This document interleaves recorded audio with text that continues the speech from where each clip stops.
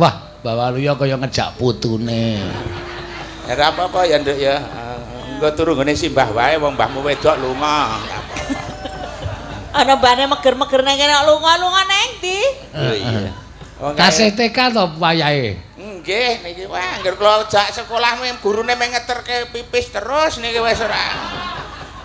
Ya kok diwawiki ya, Mbah. Oh iya. Wala putu kurang ajar. Lah ora kurang ajar jenenge putu kok ya. Ya mbang ning kok ya saiki wae.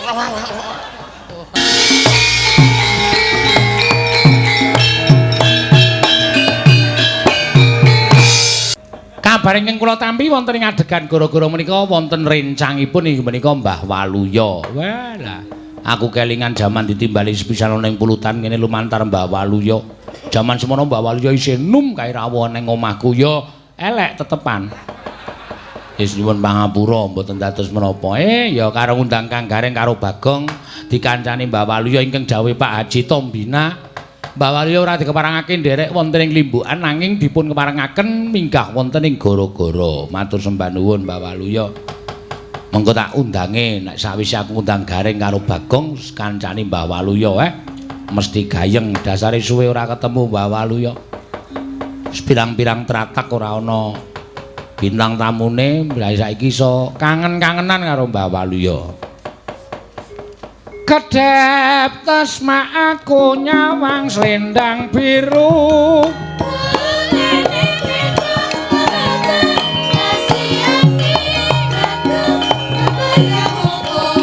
nyangking solae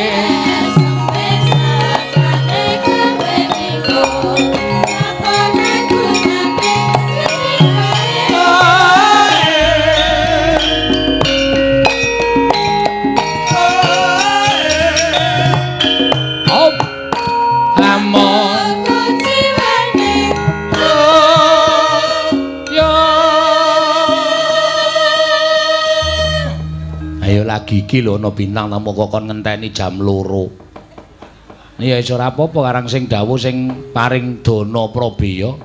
Monggo Pak Haji Tombina piyayine jan cantas ora jamak-jamak. Tegas cantas. Mangga ingkang mau langsung dicipok kesuwen. Nah. Edan piyai kok kaya ngono. Hanyelaki. Lho. Ya, semboten napa-napa. Ya, Mbak Waluya wis rawuh. Wah, jan wis. Nganggo abang-abang malah kaya tomat. Mining-mining. Ayo Tin, mumpung nyekel mic. Nyelaki. Ya.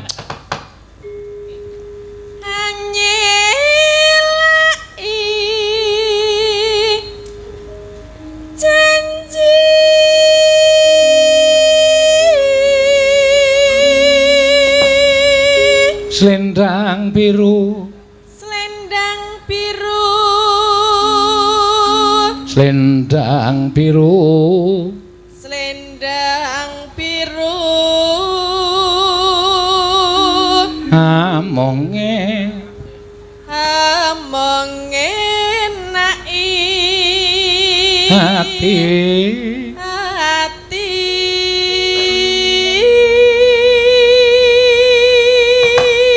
Nora tekan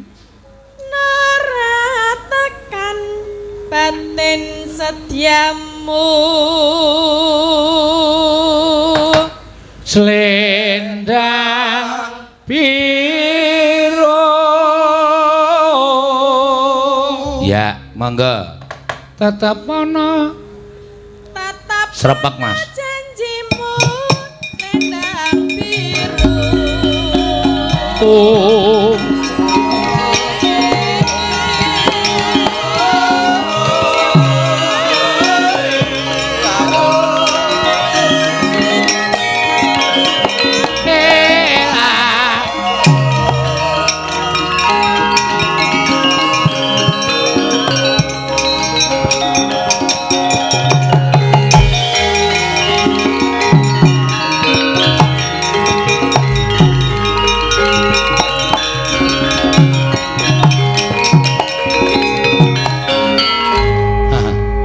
pas. Iya. Tau ndang nganggo selindang biru terus garing karo Bagong terus semak jedul. Ayo wis. Anu ta Truk, pakeme ngono ta? Enggak. Tatapan janjimu selendang biru. Terus dadi srepeg terus aku karo Bagong metu. Ya. Jarimu ora mung awake dhewe iki, ora. Ning ana kancane. Biasane bintang tamu iki tokke nggon limbukan pas oke-oke wong delok. Nek Mbah Waluya ning pulutan kene iki wis ora kaya ngguwu rambutuke wong delok. Mbah Waluya ning pulutan kene sasat ning daleme dhewe wis ora mbutuhke penonton, ora golek pasaran, ora golek guyu. Ning pasang muka nggo nglunaske apa sing wis diparingke. Ngono ya, Tru. Ya. Ora mung ijen iki dikancani. Monggo. Mbah Waluya kaju menengaken. Ayo. Minangka dados ratu sejagat. Ayo. Ayo kene Ju. Ju sapa? Bojo. Oh. Nggih, wah. Oh yahene kok brengkal. Lah untung awake dhewe iki ditokke yahene nek tokke mau ora gek turu. Ayo wis. Lah aku ya wis kebacutan merem ngono kok. Pokoknya aku dandan wiwit sore. Le gelungan ket sore le turu mengkurep. Lah aku yo le gugah ora kewan akal. Tok apa ya, Mbak? Tak growong isormu. Lah kok digrawang isor ki lah pamrihmu. Tak gugah. Ameng gugah kok dadak saka ngisor. Omane ra saka ngisor ra iso tangi kok. Sak karepku to bojo-bojoku dhewe kok sampean sing protes. Lah yo arep bojoke ya nggugahi sing tatanan. Jan sampean lagi iki lho ana bintang tamu ditokke gara-gara. Matur nuwun ditokke yaketen iki diomongi kok malah. Sesuk nggih anu nek iso nek ngetokke niku pas bedol wayang niku. Sing penting ra unjuk muka. Unjuk muka. Iki sing nanggap malah mulih kok. Urung lah niku. Nek kono janji arep nyawer karo tengah yuta anggere mulih tak tututi wis pokoke ngono wae. Pak Tom. Ngendika ngono kuwi to? Pak Tom Bima iki singkatan. Apa?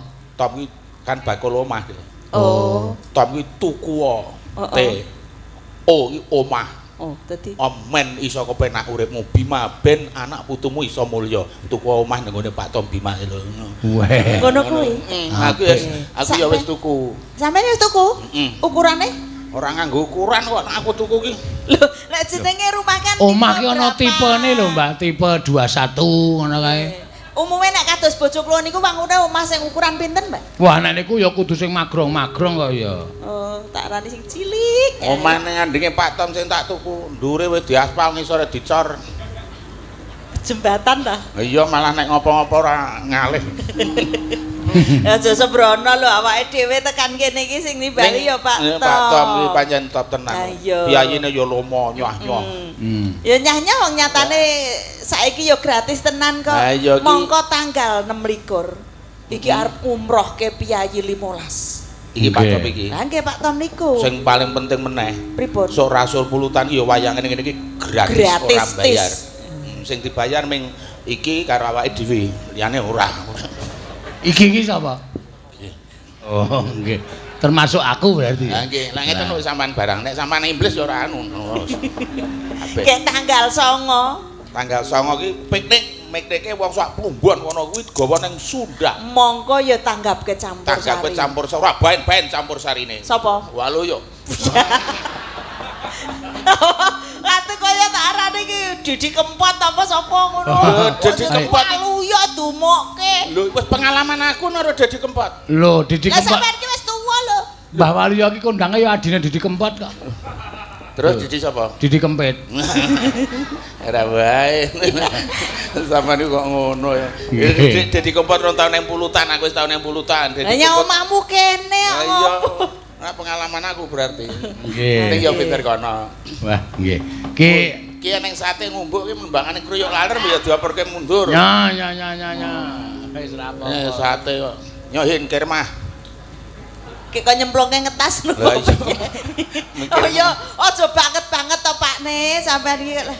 Rezeki aja Ya rezekine ya aja kecemplungke ngetas. Anu duse sik ngrebab wis di nganu. Kena nggon gampang kae, kena nggon heeh. Ya nyok wis kayak kan. Kayak solikin kae kurang darah kae heeh. Solikin wis gegem watu wis nyoke nyoh. Nyoh. Panganan sak sunduke wis. Jenenge ngono ki ya sia-sia kok. Ora lah kok timbangane. Sunduke. Ojo ngono kuwi. Nggih. Anu kula nuwun Mas Bagong. Nggih. Kali Mas Gareng nderek ndedonga pokokipun wen dalu menika cetha lancar kali sing sambikala. Amin. Nggih, pokoke niki awit panyengkuyungipun para warga. Leres nggih. Ndedonga mugi-mugi lurah sing anyar ya bisa dadi bawerake pulutan, saya ngerjakake pulutan. Amin. Tegese saya kuncara pulutan. Amin. Nggih, matur nuwun. Ya. Saya aman sejahtera. Niku cetha nggih. Nggih. Monggo sore mau ya wis bagi-bagi rezeki ta panjenengan Wis Pak. mau nang dopres. Wih. Mau nang sing kuwi pasange nang sing lemari es ana sing Apa iya? Kuwi surprise ngendi kuwi? mesin cuci bungkus cilik kae. Oh, mesin cuci kok cilik. Sikat iki padha wae to ngono sikat nggo nyikat ya mesin cuci.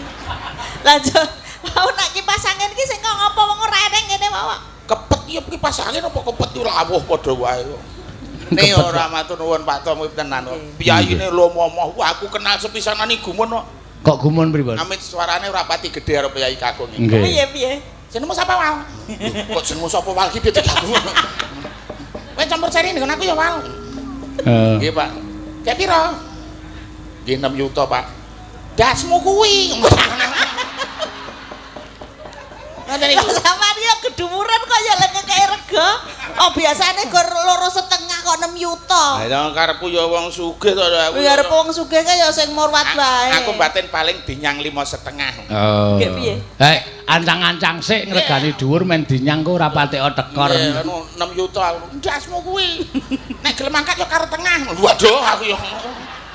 Monggo go rombongan. Oh, nggo rombongan kok karo tengah. Aku ya yo carane piye ngono ya genep dadine 5 juta kenane sampean meng nyetel Piala Dunia bal-balan niku lho. Heeh. Ngundang kula kendagel ning ngarep layar niku lho. Nika Sampeyan yo menyang. menyang lah duit. Suat mau bal-balan wiwit kula lereng setengah main wali yo ngadeg nggih ndagel meneh. Prit wiwit leren. Bubar bal-balan kon ndagel nganti jam 3 esuk. Penontonnya iki ana ora? Heh? Penontonnya iki akeh ora? Kebak dingoni, diwedangi, mulih do disangoni. Sangoni donga pangestu sing do mulih kuwi ngono ora. Tak kira nek sangoni dhuwit mung sangoni donga pangestu to. Ning Pak Tom iki arepa piyai pinter. Nggih. Ning nek upamane tak kon nunjukke tak kon ngendika buah sing ngarepe ana hurufe N 3 mesti ngrekoso. Kok iso? Ha iya, Buah sing ana hurufe N nganggo N ngarepe. oh, Sampeyan iso apa? ngerti Aisyah? aku. Apa upamane? Nanas, Si. nangka, Terus blekutruk. Naga. naga. Naga B ngarepe nganggo buah naga. Ya wis papat wis naga, 3 wis ora apa-apa, papat wis. Angger Kok dadi siji nek iso muda tenan. piye to? Angger sing siji ki iso apa sampean bayar akeh tenan, bayarku mangpek pun.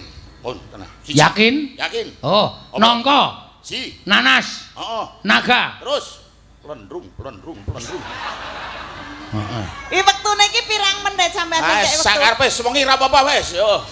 Nek aku iso. Apa kowe? Nanas, Ah. mangka, naga, nokmat. Kok nokmat? Apa? Tomat ora es. Nggon aku iki tanggoku bindeng. Nembang tomat nokmat. Ngono kok. Tumbang nokmat. Ora ana buah nokmat ki. Tanggoku ki bindeng.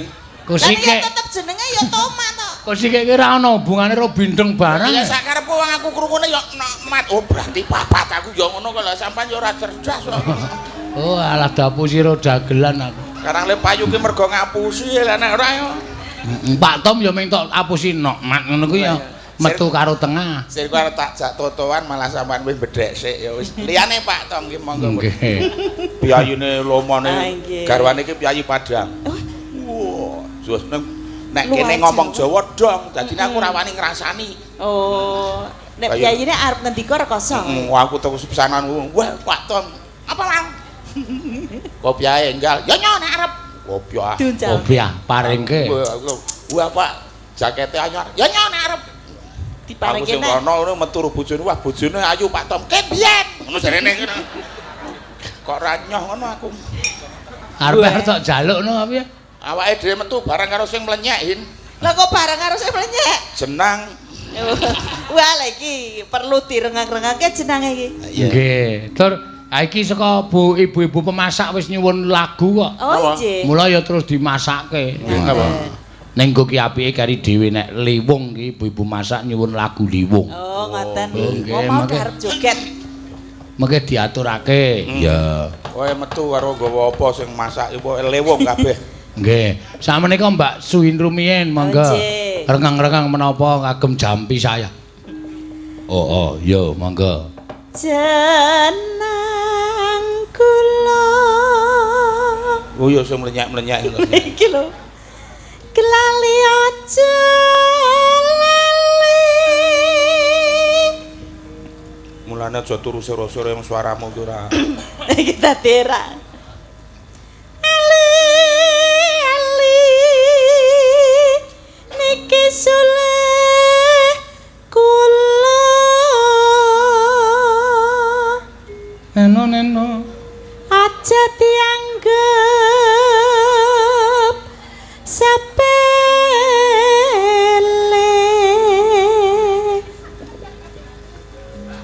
Kula mboten melu. Amung. Dahar jenenge ya nganggo timamah barang iki. Iya. Kuwi jenenge panganan sing dibatin kowe kolu ya kuwi. Apa, Mbah? Panganan sing diingkem kuwi wis bablas iku. Sing dibatin we kolu. Diingkemi kowe kolu. Oh, apa kuwi? Jenang. Oh, nggih. Aku kowe ora. Monggo. Among ati. Apa? Pak Tom kan. Apa kudu suwanane? Aku sing bawa sampean sing rono, tukono ae. Ora nek ora lewat tengah. Wis sik dirampungke sik aja. Ora. Kayak ming duduhke lho Hin ora sembrono. Kayak cocok ngagak. Ya iki nek urung nganti rampung ya. Oh iya. Ya. Tansah kun ndeli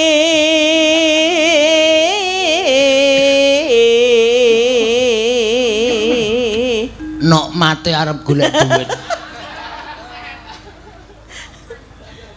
nek nganti-ati. Ayo. Yen bali yen dadi lara gelo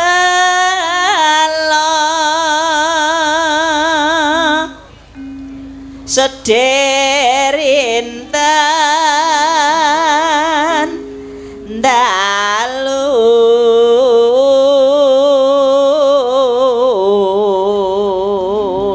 mau di paringke nggon kene iki lho sak kiwa goleki ngati-ati kok gek mlurut ali-ali sampean ki pira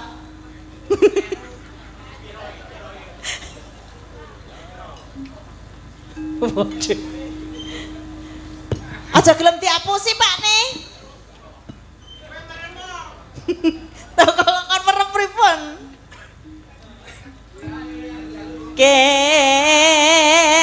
ketoken kewala lah ya aja diderke kok ya aja diderke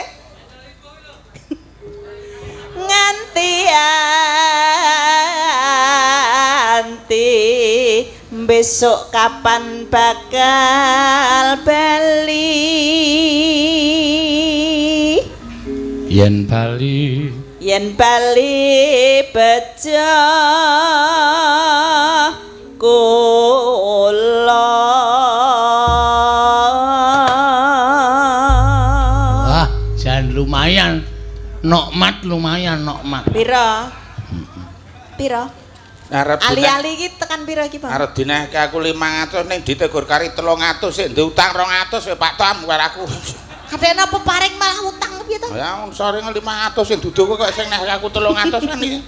Wis ora disyukuri rezeki. Ora kok pokoke aja kuwatir. Mau kon ngitung angkane ta? Oh iki jarene 3 juta.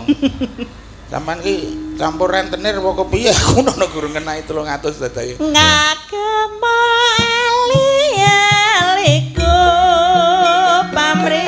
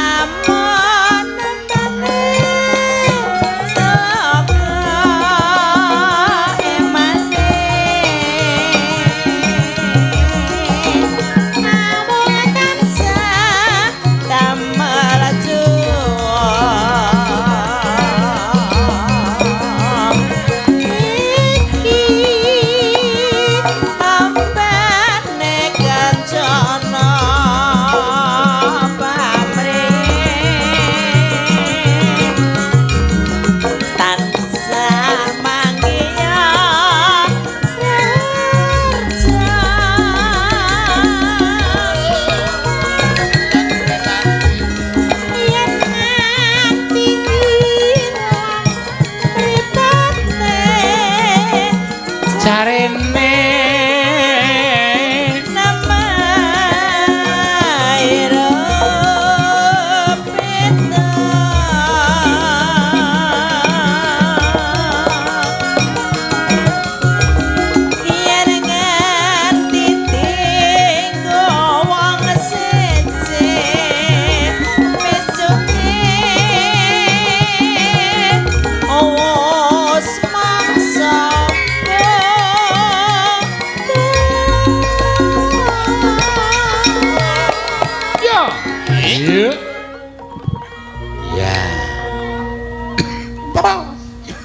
pilihanku mripat biru jarene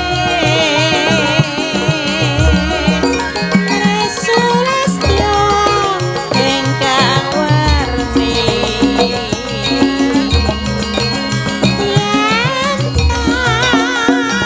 kanisi atiku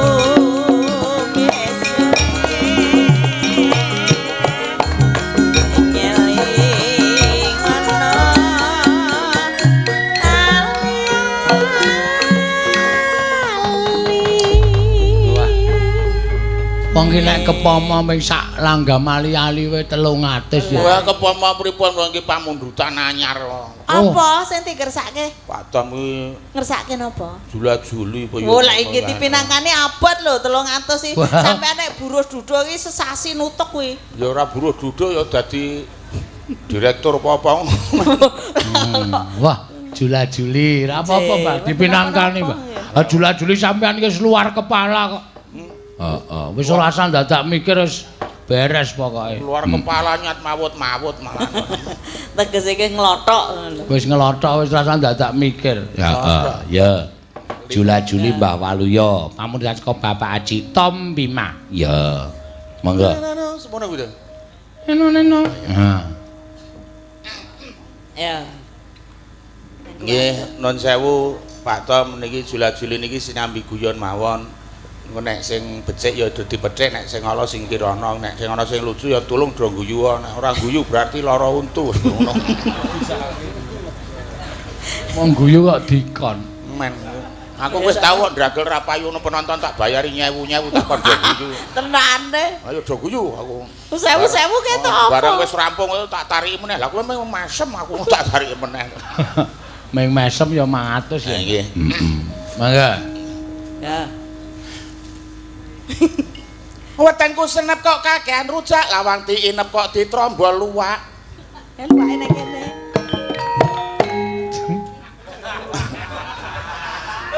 Aku tau nginep ana sing ngajak gene ketangkep bejane awak. Iya. Ngono kuwi lak ming guyonane. Dumdet.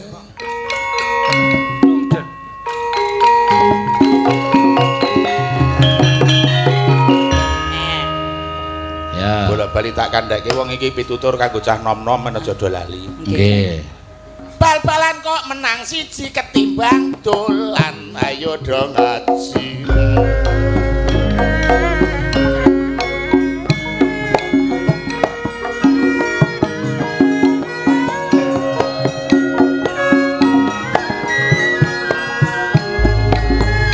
Dangun iki ndadong nganggo Pak Lurah supaya lengasta saya Maria.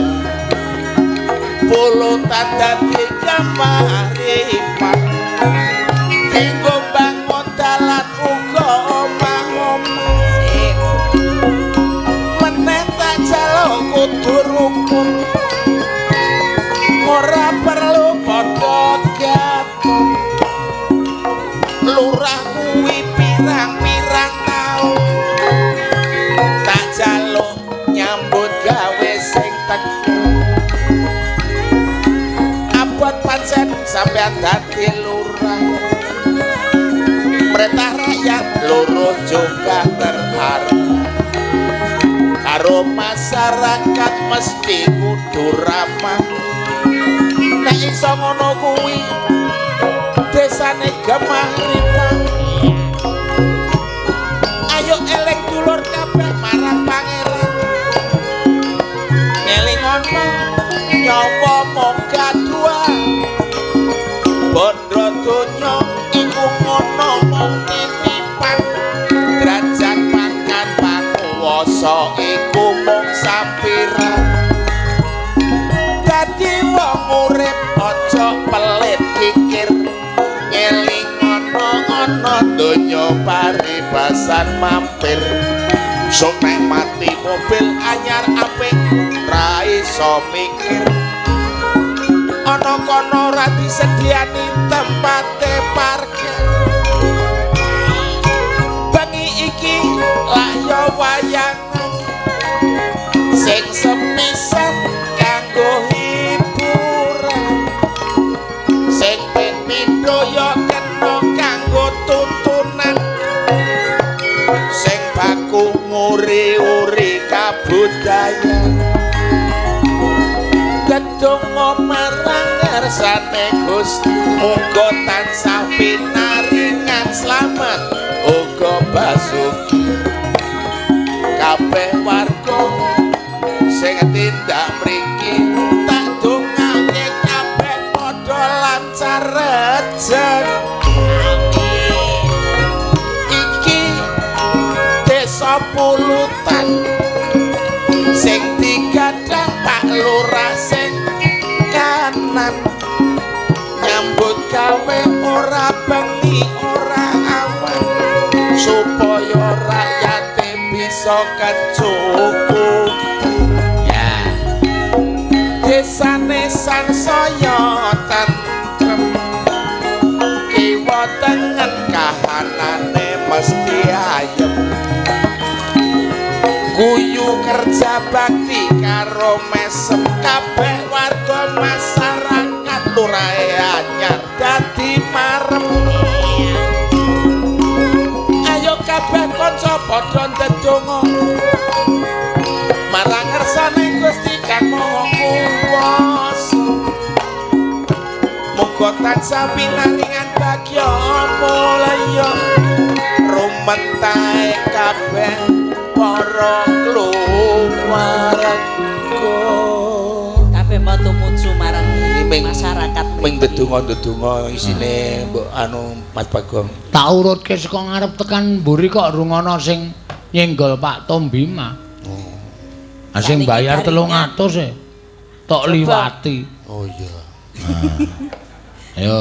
ayo matur nuwun Pak Tom Bima wis gawe wayangan sing bergema wah dalange kondang sama wiaga kok wiaga bahasa Indonesia ini wiaga sama sinden-sinden yang sudah juga siaga sindene seragam jero padha Pak Tom Bima kuwi direktur PT Ades ya kudu disebut ya Pak Tom Bima lah delek malah lah ya apa to 300 ki tak omongi to 300 ku nek becak nganti mumpluk pupumu iki 300 ki abot to Mas saya nek nggo tuku ayu yah ge pangan pisan iso modar ngono aja kono ya aja lara ati wong nyataan kok ya ayo apa ki mau Pak Tom Bima pimpinan PT Ades iya Pak Tom Bima pimpinan PT Ades piyayine wis mesti beres ngopo-ngopo wis mesti sukses iki kari dhewe ase ya apa ya sing ambek iki ayo kon katimbang 300 balekke kurang S1 balekke 100 yo angel ya seger dhewe ngapulakno kuwi dipikir dhisik ayo lembangun ya kabeh kudu beres mergo dodolan omah nggih iya apa nek sing kira-kira angel gek men aku deledek kok ndlet ya ora ngono wong aku ya aja ngono kuwi sampean iki ya iso kok ya wong nyatane ya pinter tenan kok gawe parikan ya wasis heeh lho kae arep ditambahi waduh tambahi wektu apa ya nek sapa sing nambahi maju ngono dadi rasa isin-isin monggo tak caosi wekdal monggo kula niku wong lomo lho monggo sing ajeng nambahi majeng monggo nek menapa ki lek gliri ora nembung kok ketok le alus nek kon nganu jenenge parikan cara jula-juli kok le kaya angel nek umpamane sampean ngalembono garwane Pak Tom Iku mau duite iki ya duite kagungan ibu barang lho. Iya, ben sewu. Garwane Pak Tom Piyai saking Padang. Arep kae ngono bekti karo wong lanang. Lagi. Iya. Modal.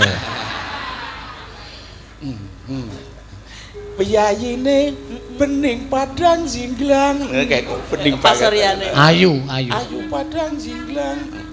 Terus nek arep rono metu dadak nang Kaliurang. Dadak minggir ngono. Pak 100 Pak, tambahin 100 Pak.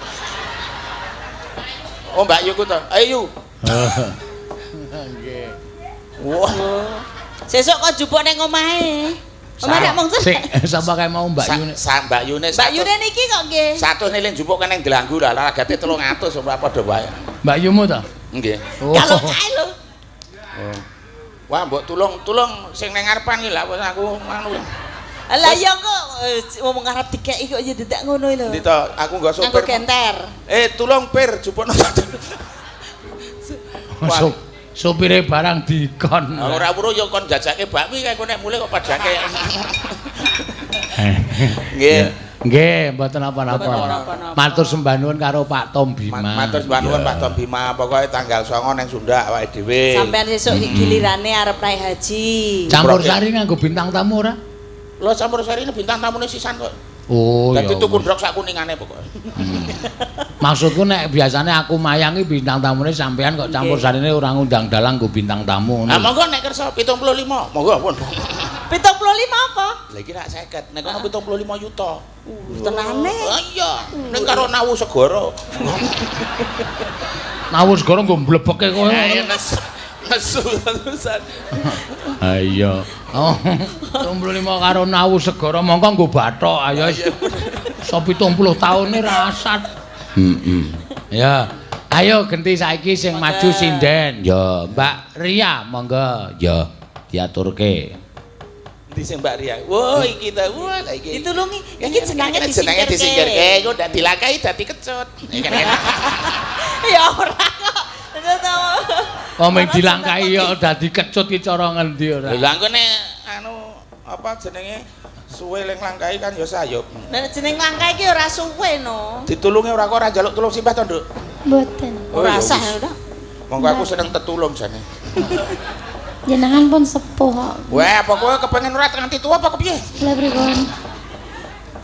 Tua ki matur nuwun lah, kowe ora kepengin nganti tua ya sak karepmu.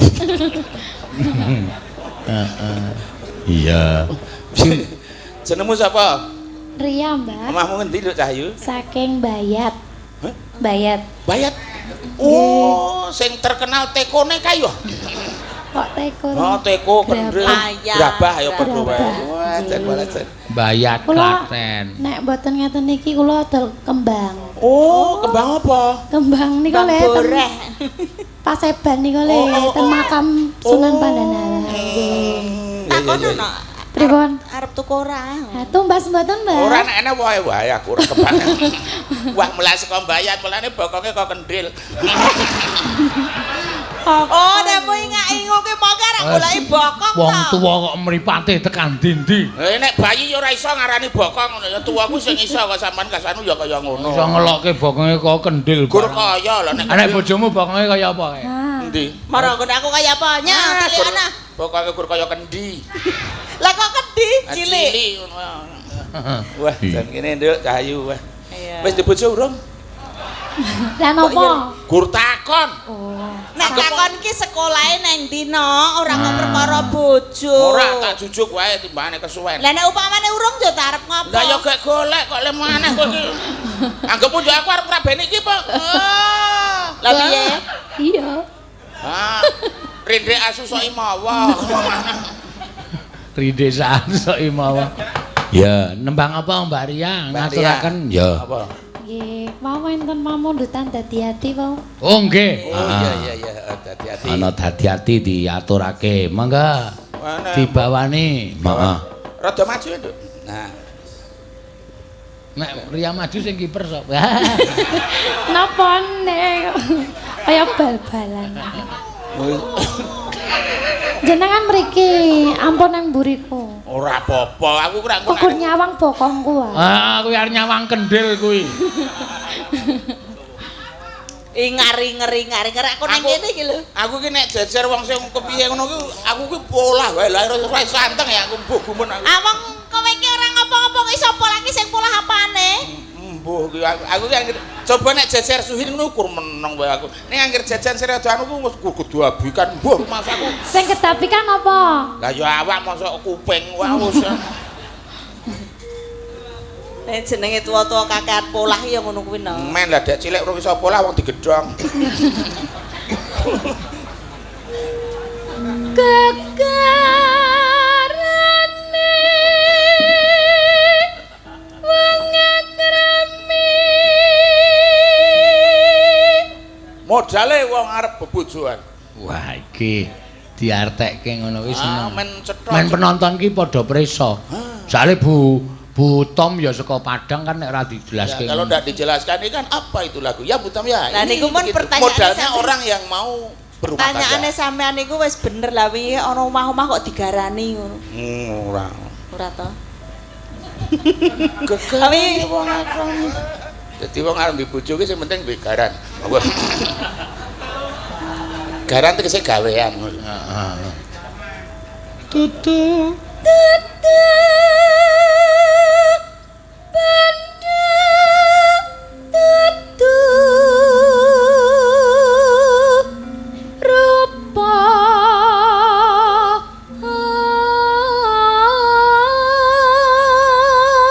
bukan harta, bukan benda modalnya.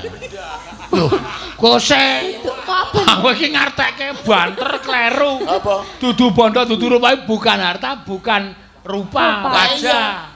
Lah apa aku mau? Nek kuwi jan aku banget ya Pakne ya. Dudu bondo, dudu rupa dadi aku kok rabeni kuwi wis ora bondo. Ora rupa. Lah kuwi saking kowe goblokmu kok gelem lho. Aku ya mbok. Ha iya, ora kentir kowe dadi. Among mangga. Among ati pawi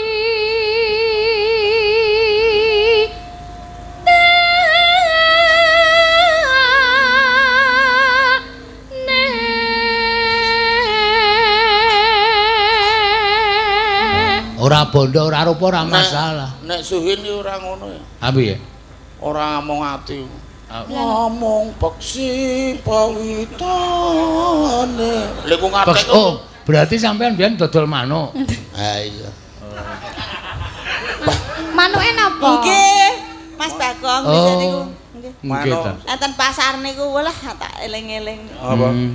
Lah niku tenan kok. Dol manuk petruk suhin kuwi apa? Nang pasar kono adol apem.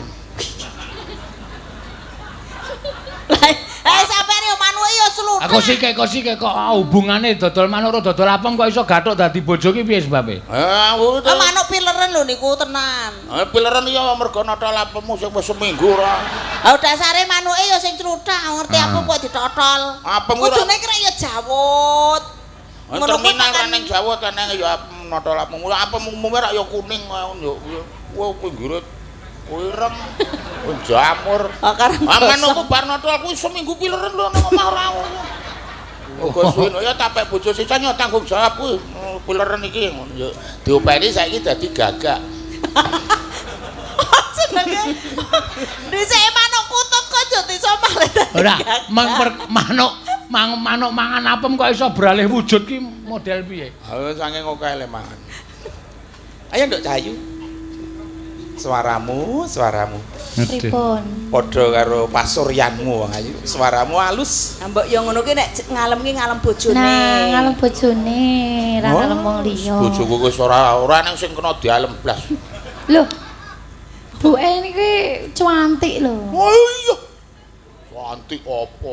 Wah wis surup terus dilit anggrek. Wah, kebul wis. Kaya ngemecem-ceman tikus. Angger tak sore aku teko saka rondan hin. Wah, kebul. Lah kene ya turahamu ngono kok sing ngamut ya. Wurung. Wis suwe kencana katon wingko. Lagi ngoten niku biyen lha mbok ya lah ngrumangsanono biyen ketemu aku pertama. Apa? Ya jarene kowe ketemu pertama ki mung perkara suhine te mepe baju. Mepe pakaian. Ora wae. Saiki Mbah Saram dina mepe ra tau dinguk. Heeh. Among mepe klambi kok nganti kepencut ki mergane apa lho? Ya kuwi mau tak. Ayo. Mergane apa tak tak. Ya ming cedhak omahku iki kula netan suwin gek suwin ki cok umbah-umbah. Aku lewat ngono ngumbah rok. Wah, roke suwin gede banget aku. Ndah rite aku. Terus Selasa aku lewat ngumbah celana pendek. Celana pendek? Wanginan kuwadur kowe itu. Wah, celanane semono. Ndah len jahit repote aku.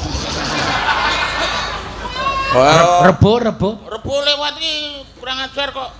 Kok kurang ajar? Ngumbah ajaran anu ki kacamata ajaran androngan. Apa? Kacamata ajaran ki apa? Oh, lebih wah. Heeh. Di PP. PP aku waduh. Anggur kuanginan klethong waduh aku ngadeg suwe bang. Wis semono. Indah suwene le garing. Ora masane nganti kok pirang meter ukurane kok. Kemis kabeh duwe dikumbah kok ora umbah-umbah suhin ya aku. Apa cok ora dikumbah kaya aku ngono. Kaya apa? Jarikmu ku ora tutup. Aku ora tau jarikan biyen. Ya saka rek. Lah ya nek ngono kuwi kudune rek ya sampean ki ngrumangsani biyen nalikane ketemu. Dadi nek wis tuangan iki ya aja disia-sia. Kurang kepiye nek aku karo kowe.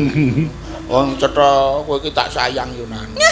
Disayang kok amtira tinggal lunga. Lho kowe ora cok maca koran, maca TV barang ngono ora nonton TV. Eneng wong bocengan ro bojone goblok sing wedok cutung sikile. Mulane aku trimo ning ndi itu ngajak wong liya ndak kowe engko coklek sikilmu. Kek ping pira nek mau ngejak wong liya? 6. Kek tau alangan urung? Delalah ora. Kuwi nek kok ngono kuwi. Sesuk nek milih bojo aja kaya Mbah Waluya ya nak ya. Weh, boten patut dicontoh. Nah iya. Wah, contoh kok ngene iki ya pereng nduk wis rasah. Ayo tekan endi? Luput pisan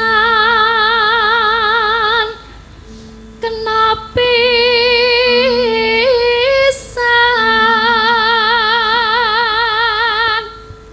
Berarti pindah lho. Nek wong seni iki diparani kalih buke kok. Wong seni iki sopan nek iso mlaku lewat ngarepe penyanyi iki ya ngene aja. Ngono. Tangane iku rasa cekanangan ngono kuwi. Lah ngopo? Iki ning jarik lho iki. Lah ya ngene beda-beda lho iki udarane iki. Tanganmu kok ora ngono kuwi mau. Iki kan ibaratke wong kademen to. Terus wong lanang wong wedok nek kademen ra beda. Pripun? Nek wong wedok nek kademen mesti Nek kakung mesti soalnya ki pusate panas ki beda-beda dadi nek wong wedok kadang mesti pusate panas nek ngene iki. Oh berarti jenengan nggih ngoten niku nek adem. Niku namun nek dindeli ceret kok ketok panas.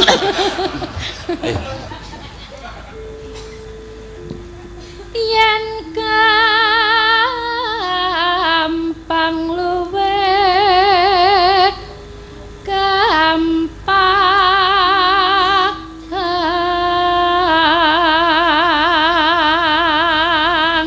300 mau nggo nukokke bojone daster. Ora. Wis ora tuku daster.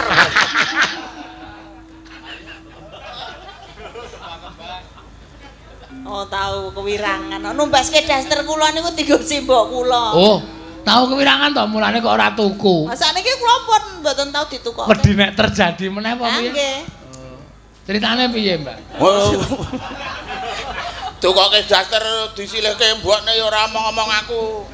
Aku tangi turu golek isuhin raneng terangane wis nang pawon asah-asah nganggo rokku tak rangkul saka mburi. Ayo. Anu. Terus nggo aku lho kok prakteknya aku nyo tak mapan. Aku mbokmu. Kowe jengking ngono nganggo rok ngono. Hin. Yahene kok asah-asah ngono. Hin. Ya Yahene kok asah-asah. Terus bareng noleh ngono aku wal iki mara tuwa wedok. Aku wal. Untung meng ngoten. Kira ya demokane antarane Simbok karo aku kira ya wis. Wong tangi turu karo Pati Permana. Bokonge iku padha mbokmu karo. Mongko kok rangkul. Tak rangkul ki malah aku malah ngono. Lah nggih untung meng nembe ngrangkul. Ya terus aku waduh nyuwun ngapunten. Aku ora diteruske. Wah, mbok. Terane mbokne ya rada ngecek.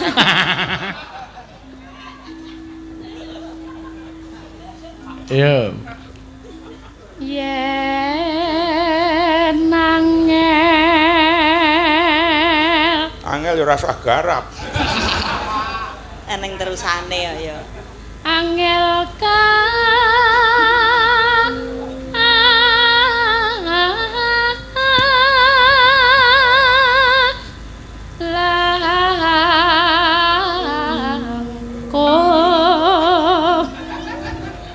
Nek nyuwara aja nyawang Mbah Waluya. Medeni. Kowe mbeda wong nyuwara. Sumpah aku ki gur meneng wae kok. Kok meneng kok karo nyawang ngono iki ngopo? Ha iki nang ndek Oh, jebule ngindek to. Lah iya. Oh, disawang ora lara ora kelong iku ngopo to? Ya beda. Nyawangmu ki aneh no lho, Pakne. Oh, nyawang biasa lho. Ora wae wong mripate iya. Lah mripat kon mecicil ngono malah disungsung wong. Ayo ngene iki biasa. Ya nduk ya. Kene wes gugu mbokmu gedhe kena. Wah, nganggo Aja jambaran. ten pundi? Lah manut. Oh. Ojo manut. Alah, ana sing ngomong vitamin. Vitamin gur ngene kok vitamin. Lah kejaba nek apa ngono ki kok kowe gila banget to karo ketok. Angger arep nembang dadak nglirik aku. Aku ki arep kaya ngene iki. Kok nek mbok menawa. Walah lho kepiye? Dola laline Nek ngono lho, kuwatiri Mbak. tenan ana, kuwatiri tenan. Ora. Menjaga. Iya, tak wangi jaga aja kuwatir. Wes to rasa. Wah, urung kok wis ngapa to? Wis kepiye lagi ngono kok wis. Ora sah ngintel ngono lho. Wah. Lho. Piye? Ora sah ngintel. Wah, lah ana triwol ra diintil ya mlenyek kaya ngene wae kene. Ya, Mbah. Ya, balara ya ngono wong ya. Ora sah ngrangkul lho. Jan angel. Aku ki nyang. Ayo sik ana sing gampang gelem ra? Apa? Iki. Wah, lah nek kowe Cepak, malah gelem niku. Oh, iki gampang Lah wong malah. nganti kula tawak-tawakke niku pun mboten purun kok. iki arep tak sedekahke malah. Wong tuwa ora ngajar. Mangga. Tan kena. Akhire iki ya iso mbok diwangi. Ya, Ndang, ditutup. Nembang kok wangi-wangan nganti kaya duduh. Tan kena tinumpas. Ah, gawene cepet wae. Arata. Gok. Ah, wis. Ya. Golek ising kaya ngapel. Golek iseng kaya apa wong nyatane kelekon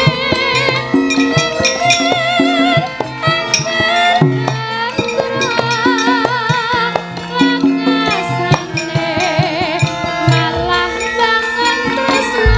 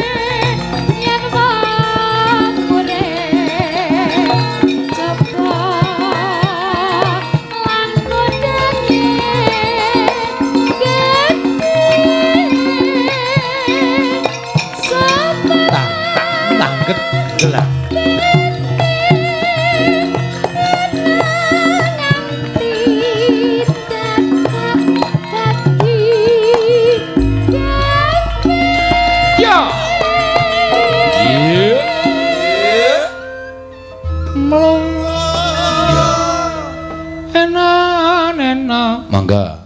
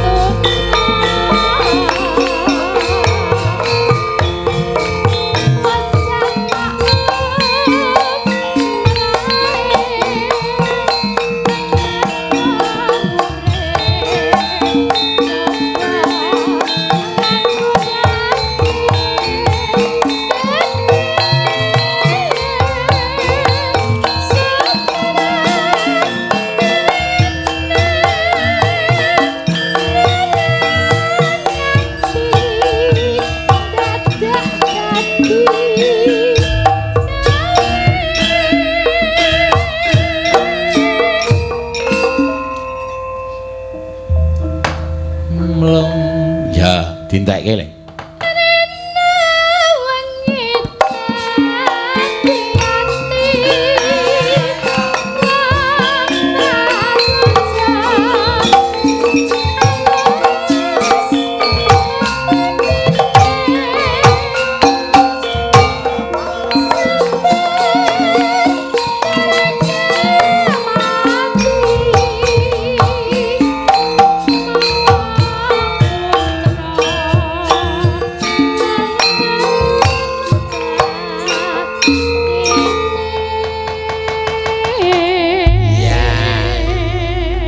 Matur sembah nuwun Mbak Ria. Iya sing kepareng ngaturake ya kuwi dadi ati. Heeh, dadi ati ya. Disambung meneh to. Heeh. Sapa? Ki kok ndak selak turu wonge. Iya. Ayo Ting. Ngantuk-antuk. Kok selak turu kuwi to? Ayo wis doyong ngulon doyong ngetan ta karo-karoan. Tamat ke wis kewaregen jenang sungsum ayo. Dereng kelong kok iki. Pasti wis mbeyuyut. Ayo. Ya ora apa-apa arang yo. Awan kuliah bengi nyambut gawe dadine yo mesti ngantuk. Heeh. Ngarep nembang napa niki didhawuhi napa? Napa? Niki didhawuhi nembang napa? Ben mlumpuk sik nyawane. Iki mau nyambi merem ta, Nak? Oke ta. Mboten. Suarane wis mboten. Ya mune ora ke wong suarane wis menunjukkan. Mantuk ora, Nduk? Mboten. Nah wis berarti. Iki ya ora apa-apa kok nek suarane nembang jos. Iya. Ayo. War nembang apa? Anu sapa jenenge Ting? Heeh. Wow, wonten napa? Surat. Surat apa? Surat cinta. Surat gaden apa? Ki ana sing nyuwun ulan andung-andung. Mbok ya, ning ki angel iki ya wis ora apa-apa. Sak dadine. Ha iya. Arep ulan andung-andung arep dadi ulan sura ya ora masalah. Apa digijoli sambel kemangi ya ora apa-apa, dijoli nganu. Ya. Syukur nek iso mlaku. Ha iya mbiyen wis tau dilatih. Pelatih wis ditokke dandene wis. Kaya bal-balan wae kong ora. Mangga dibawani Mbak Anting. Iya. Sing cendhek ya Pak De. Hah? Cendhek. Manut Mbak Walu ya kuwi seneng cendhek padha wae. Ya sing sedengan ora usah. Sedengan iki ya ora dawa ora cendak sing kira-kira wektune cukup. Ya mangga, ya.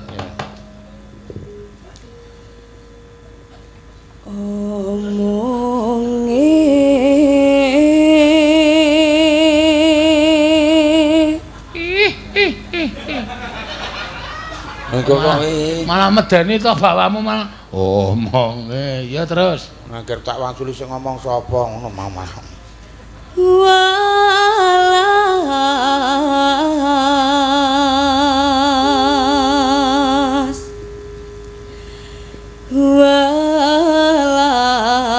Walas sing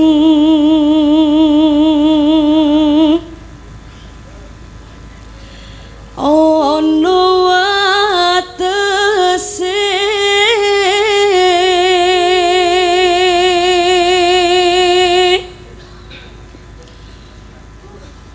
urip bareng mati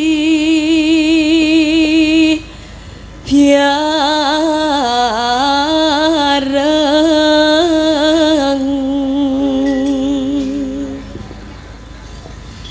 semayane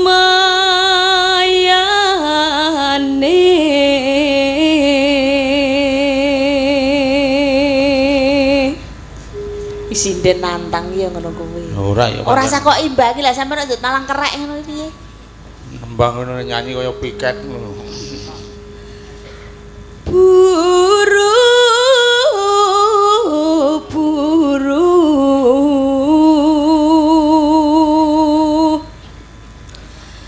omongane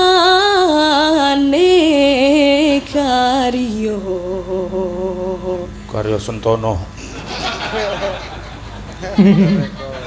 sapa?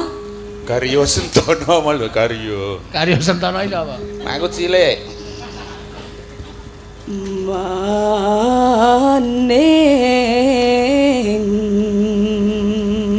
Karya Sentono mangan maning. Maning. Ya, ya. kari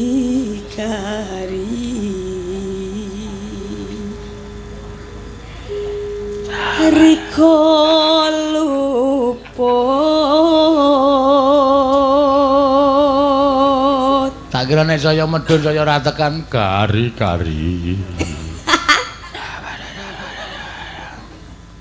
Ya. Rengjan jine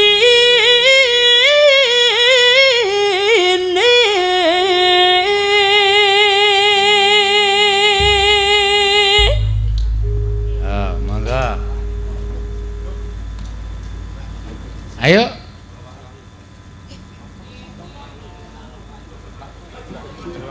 Ya serti Pak. Do mati apa ya wiyagane?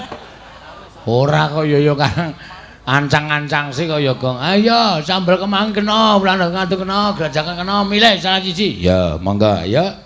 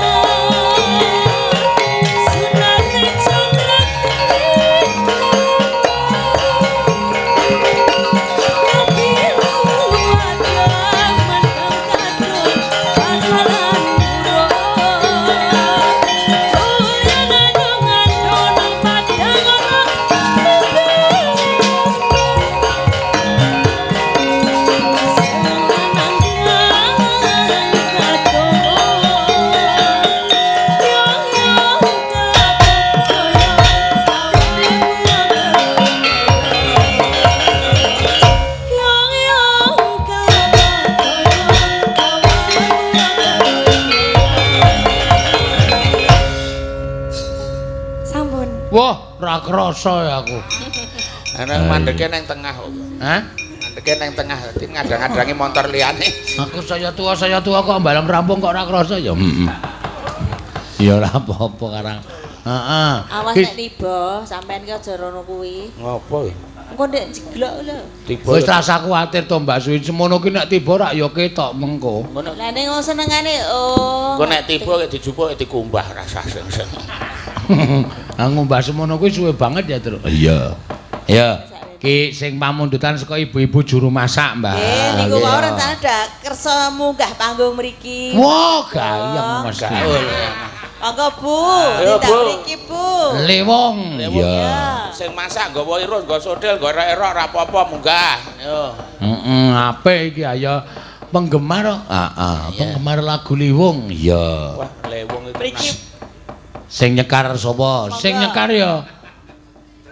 Sing ayo mau janji ajeng joget mriki lho. Yo Pras. Ya. Wah, Mbak Prasiwi. Ngrasake Bu Prastiwi. Kene. Lagu Liwung. Wah, jan pundake tukul kembange Prasiwi. Wite nang nggon pundak, oyote nang ngisor lengen. Oyote werna-werna. Oyote oyot kurang ajar. Ya. Endi ora ana sing kersa? Monggo Bu, kalih Monggo, kula. Bu. Monggo, wela. Ayo. Ora gelem kok. Monggo. Monggo.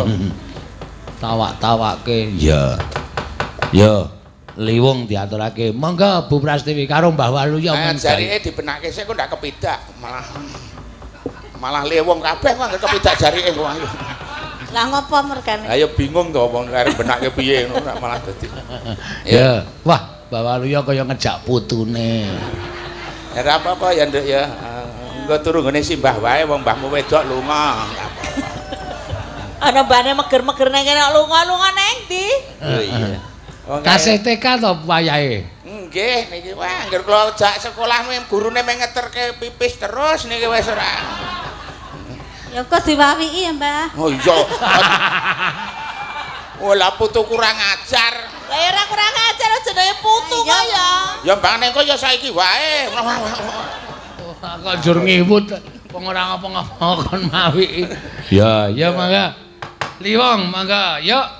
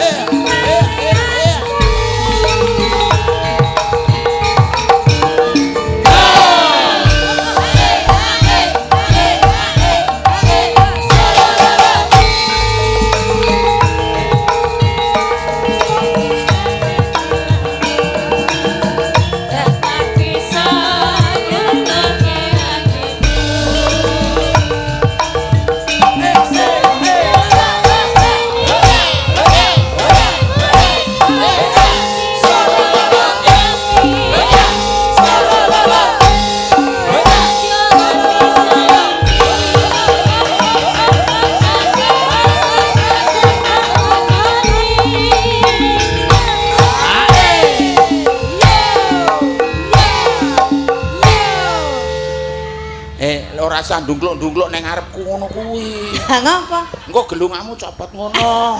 Ora wae. Angger aku koyo angger ndungkluk ngono, anu ya aku terus. Wedi ndak kegawel.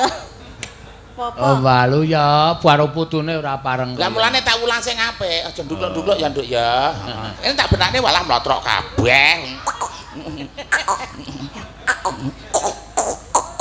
Ngono wis.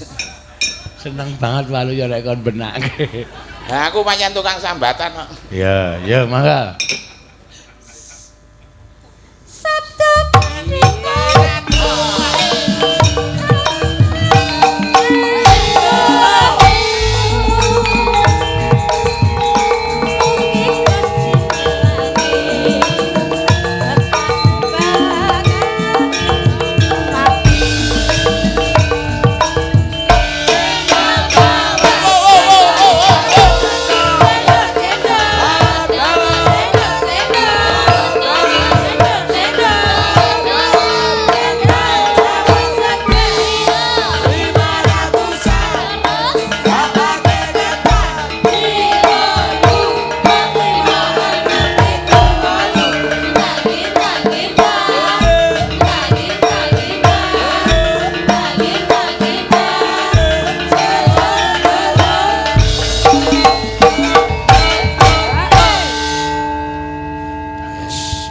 mbahne iki.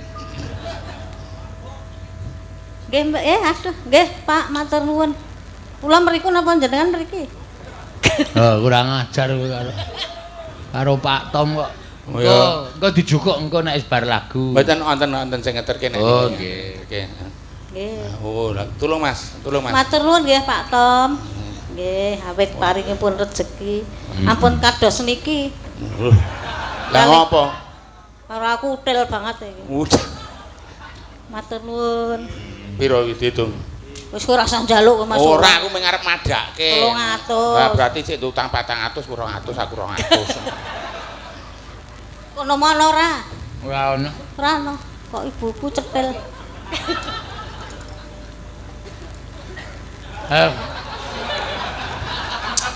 Kuwi aja ngomongan kae to. Wong lagi nginang dijak omongan ngono ya. Oh, nah. Ono ora?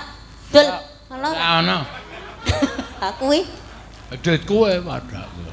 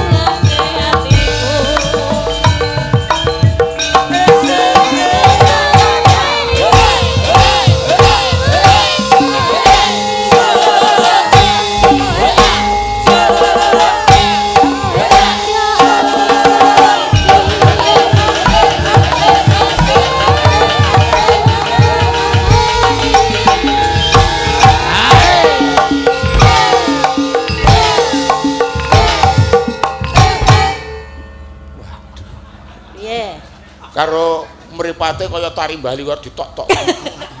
Sapa? Ayo bekas penari Bali kok. Heeh, dapukane leak. Wah. Leaki memedi. Mangga.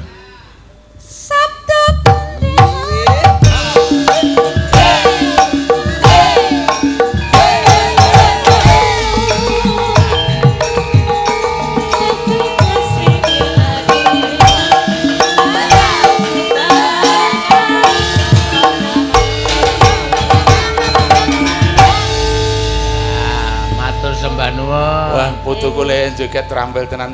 Nah iya kok. Teng ketruwil. Teng ketruwil piye wis semangate kaya ngono. Jos, matur nuwun nggih. Monggo. Nggih. Bagong. Mbah Waluya, wektale pun telas nggih. Yo, kak dhewe neruske lakon sik terus. Heeh, monggo. Monggo diteruske dhisik. Kae lho Bapak Semar malah wis bablas.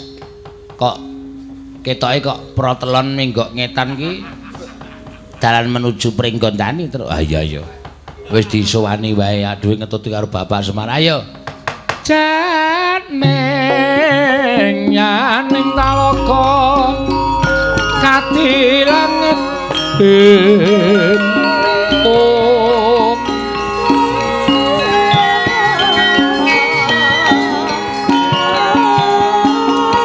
Mambang pantepas wulan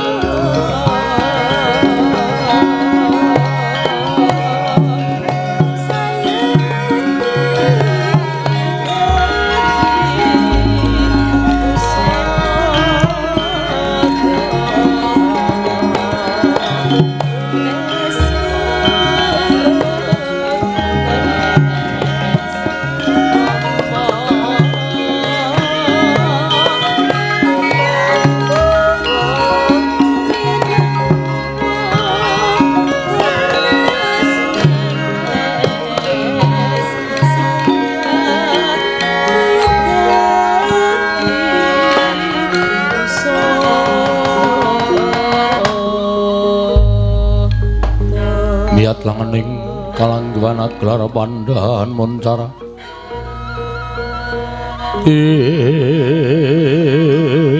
non lir kekonang sorem sorote tanpa padang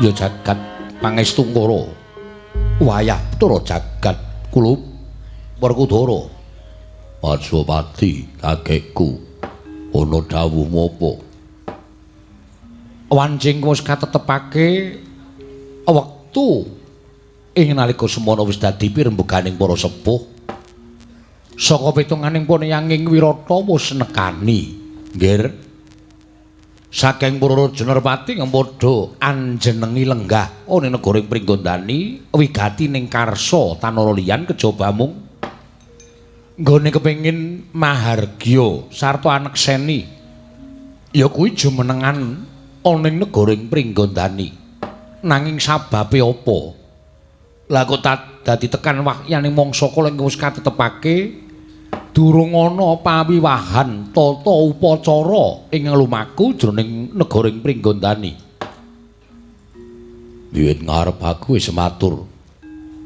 Aja nganti didakwa ora-ora dening kawula Nayaka Pringgondani. Disengguh Werkudara milik marang negara Pringgondani. Tumuli aku jumenengake anakku si Gatotkaca sing duwe gawe dudu Werkudara nanging kabeh saka karepe Harimbi.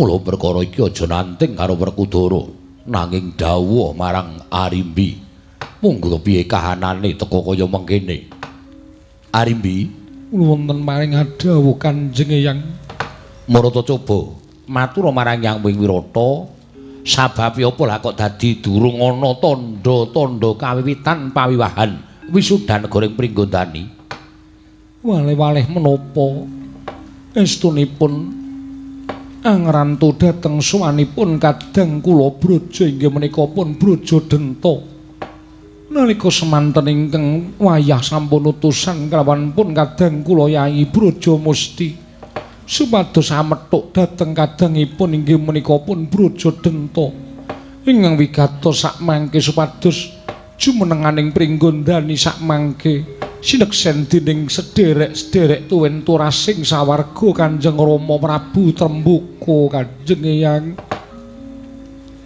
ning durung ana tandha-tandha bakal suwaning si Braja Denta kasinggihan mekaten ngene yen to nganti kesuwen sarta iki mengko ora enggal kawiwitan tanwurunga bakal dadi rasaning para raja Nerpati kang padha ngrawuhi pawiwahan wisudan ana ing Pringgondani mula saka pitunganing Yang Wirata aku njaluk aturing putuku si Arimbi monggo kepiye dalan ingkang kudu dilakoni supaya enggal kabeh bisa kasembadan anakmu Gatotkaca iga uga tumuli dadi Nalindra wondene kadang-kadangmu Braja samengko uga wedha trima marang kahanan iki. Inggih. Saking pamrayoginipun ingkang wayahipun Arimbi dinten sakmangke keparenga paduka Kanjeng Eyang misuda dhateng atmaja kula pun Gatotkaca lenggah dampar keprabon ing Pringgondani. Yen nganti ana muga-muganing kadangmu kabeh mugi dados ing kawuningan blejatosipun kadang kula Braja sedaya sampun nyarujuki. Malah saderengipun kula badhe netepaken jumenengan estunipun kula sampun pirembagan kelan sedaya kadang-kadang kula sedaya nyarujuki dhateng wisudanipun anak kula pun Gatotkaca Kanjeng Eyang. Lho, yen to pancen kaya mengkono, tak kira ora ana sowaning kadang Braja samengko ora dadi sabab Putu Prabu Punta. Wonten paring dawuh Kanjeng Eyang. Munggo penemuning Putu Prabu Punta kepiye? Menawi ingkang wayah ngampung ndederek kersa paduka Kanjeng Eyang Putu Prabu Ndarawati. Nggih, semanten ugi kula ugi nderek kersanipun paduka Kanjeng Eyang. Yen to kabeh padha bangun miturut sarta manut marang Pangleng Nalindra ing Wirata. Arimbi, wonten paring dawuh dina samengko bakal ndak wiwiti wisudan ana negara ing Pringgondani. Aja nganti dadi pengantu-antuning para raja Narpati padha ngrawuhi madaning pawiwahan wisudan negara ing Pringgondani. Kersa paduka kados mekaten kula kantun ndederek. Mula kang sangka kuwi putramu Gatotkaca mara gage timbalana supaya ngadhepun Hyang Wirata kene Harimbi. Miat langening kalanggiwan aklar andan moncar tinon ler kakonang surem sorot etan badang kasoran bacaring purnameng kekono dasare mangsa katiga ing Gatotkaca wonten timbalan mara maju kene nggir ulun bakal paring dawuh kelawan jeneng para kula Gatotkaca iri kata dian Gatotkaca tinon mapak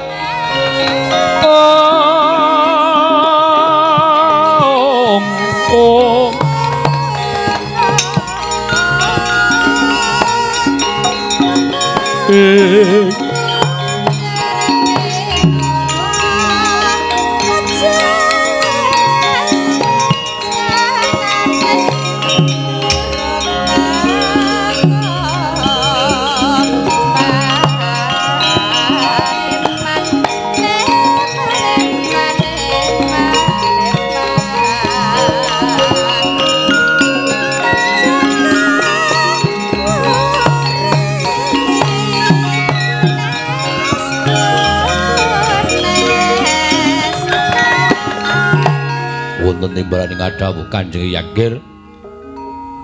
wahyaning mangsa kala wis nekani wanci wis netepi nggih saking para raja Narpati ing padha ngrawuhi pawiwahan wisudan ning Pringgondani Nalindra 1000 negara ingkang racak-racak kepadha kepengin angawuningani jumenengane kula putuku si Gatotkaca kasinggihan paduka Kanjeng Hyang mula wektu dina iki ingsun ingkang wis pinercaya dening para Nalindra misuda kelawan jeneng para kulup putuku Gatotkaca bakal ndak biyawarakake bakal ndak wisuda lenggah dampar keprabon ing Pringgondani.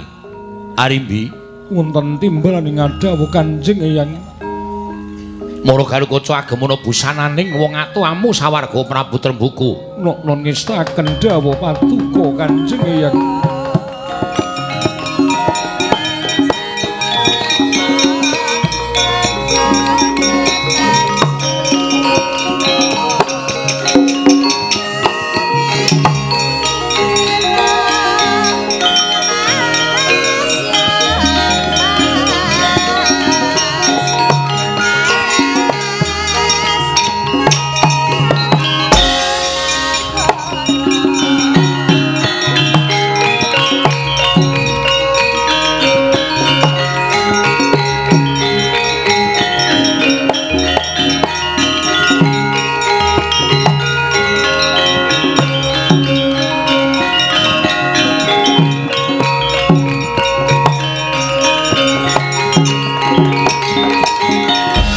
Sri Katadan Gatotkaca Dinon Mapakaraka Suta Teka pira Kresna Parta maneher sakti nira ing ujaran wang-wang Ladal jagat Dewa Bathara jagat pangestu ngkur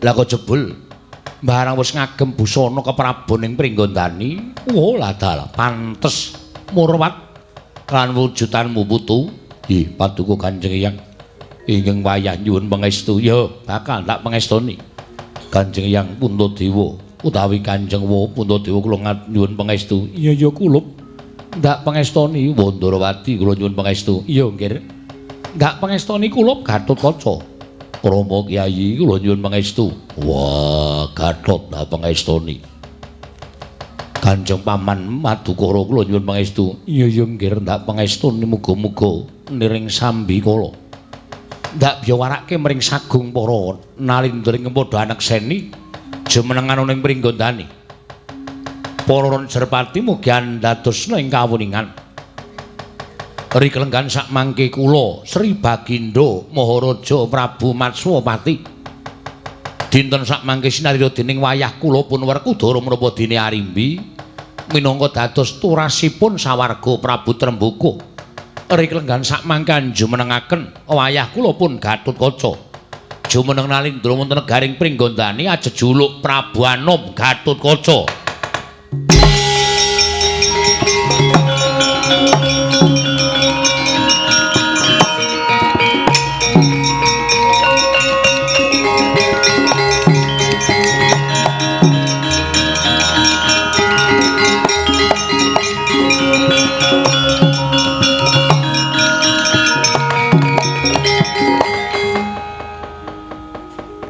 ngaturaken panuwun ingkang tanpa pindhan Kanjeng Hyang dene paduka sampun kepareng misuda dhateng wayahipun Gatotkaca ulum nadyan sira wis dadi nalindra nanging tetepa kelawan kewajibaning nalindra ingkang sinampiran pakaryan nyekel kendho kencenging pernatan amis bajining negara kuwi ning pundhaking nalindra kasinggihan mekaten kumrusak ana ing sak njabaning pendhapa kae dudu kok udan sinemeni nanging kae swaraning para nalindra ing padha anekseni lenggahing kulup putu Prabu ing Pringgondani ngaturaken panuwun ingkang tanpa pepindhan Atmaja kunggir Gatotkaca wonten dawuh wa kejaba sira wis madheg nalindra ning Projeng Pringgondani nanging emutana lamun sira tetep minangka dadi nayakaning Projeng Amarta lho menawa ing sampun paduka dawuhaken badhe kula candhi nggo jimat Gatotkaca wonten timbalaning adawuh ana tetembungan dana siasat kelawan sama beda dana denda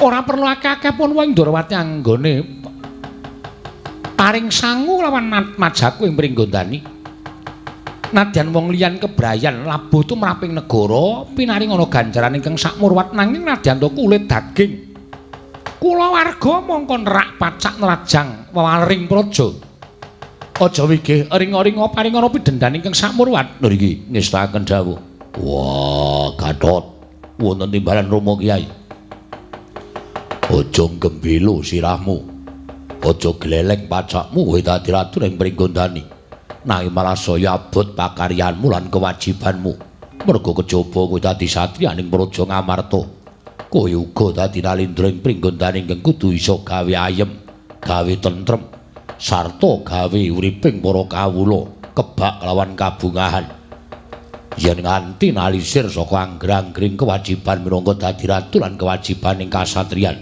aja takon dosa aku dhewe ingkang midana karo kowe niki ngestakaken dawuh paduka Rama Kyai piyak piyak piyak piyak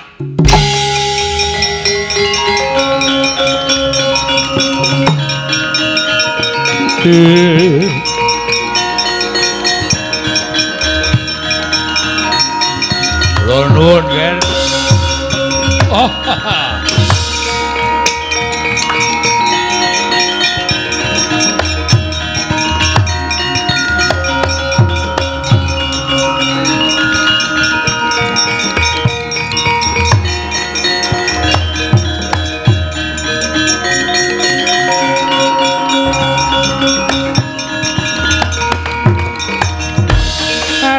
sumobang wangaruna ati netrane nganggo rapo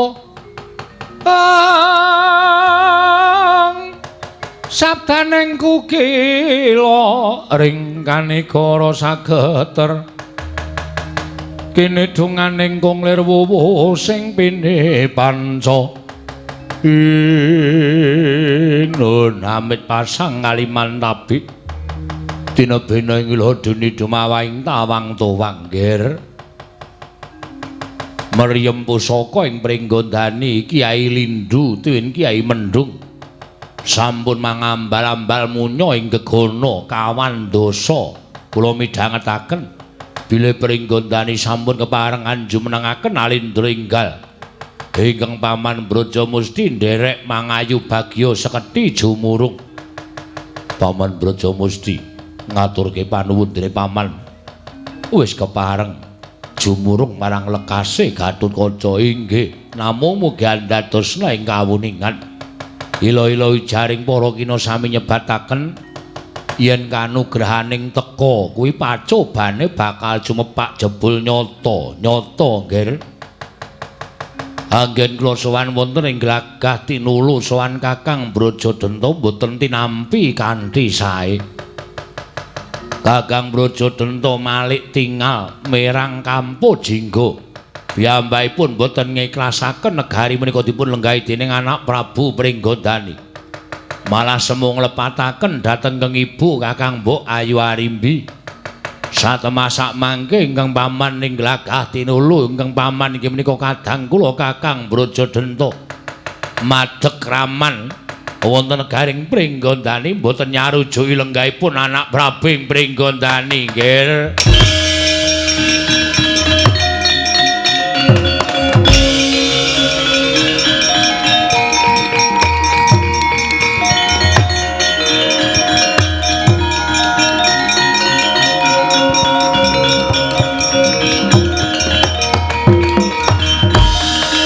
Brajamusti wonten dawuh Kakang Mbok apa pancen bener kaya mengkono lelakoning Brajadenta teka kowe ora ngelingake marang keladu ing matrap kadangmu tuwa sampun boten kirang-kirang anggen kula ngemutaken dhateng Kakang Brajadenta ewadene sampun boten dipun dhahar semunipun sampunipun antepi anggenipun boten kepingin anak kula Pringgondani lenggah dampar keprabon ing Pringgondani Brajamusti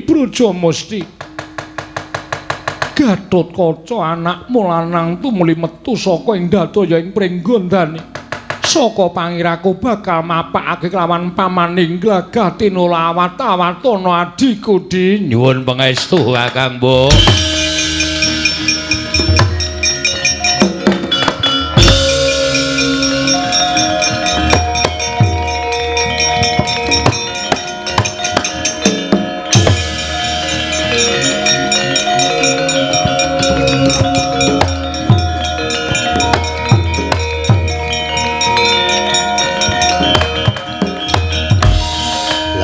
ora lidhok ujaring wong gaplok sekawit Arimbi matur kelawan Eyang ing Wirata ya panjenengan ingsun yen to kabeh kadang praja wis nyawiji lan sarujuk kelawan lenggahing si Gatotkaca piye Bratasena wah aja takon aku iki dudu perkaraku ning perkara kula warga ing Pringgondani aku ora bakal melu-melu Gatotkaca wis dadi ratu nang Pringgondani ora iso ngrampungi perkara yak deplok dhewe ndase anakku.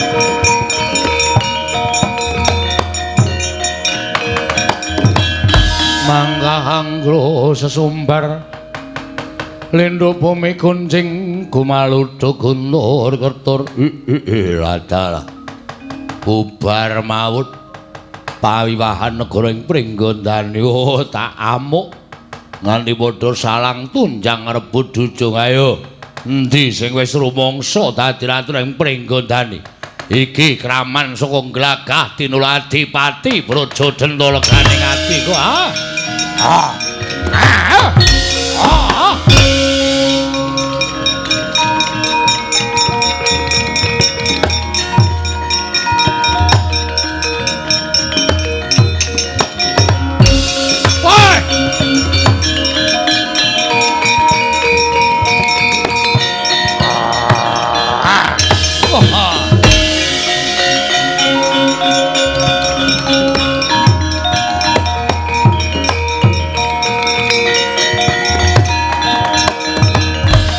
Kunjang ganjing langit kelap-lapaton lir kincanging risang mawe gandrung ing Gatotkaca bekti kula kunjuk paman ya tak tampa pangestune wong tuwa tampanono kula pundi nggo jimat paripin dayana ing kasantosan Wah iki pareng kula munjuk atur ngersanipun paman Praja Denta kowe arep matur apa paman Hestining manah mboten wonten darbi niat kula lenggah dampar kepraboning Pringgondani.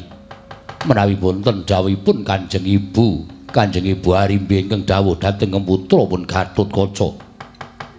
Mila kula estunipun mboten milik dhateng kedaton ing Pringgondani, kula mboten milik dhateng kamukten ing Pringgondani. Menawi paman Praja Denta badhe kepareng lenggah wonten ing negaring Pringgondani, kula sumanggaken dampar kula caosaken tangan kula kekalih. Kula mboten badhe owel lengser keprabon menawi jengandika paman kepareng lenggah damparing Pringgondani.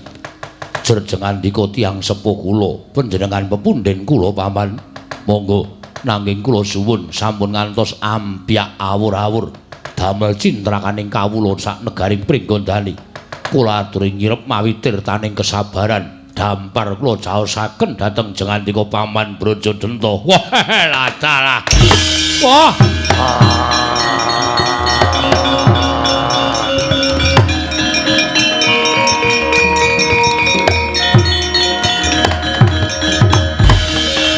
Piye kowe?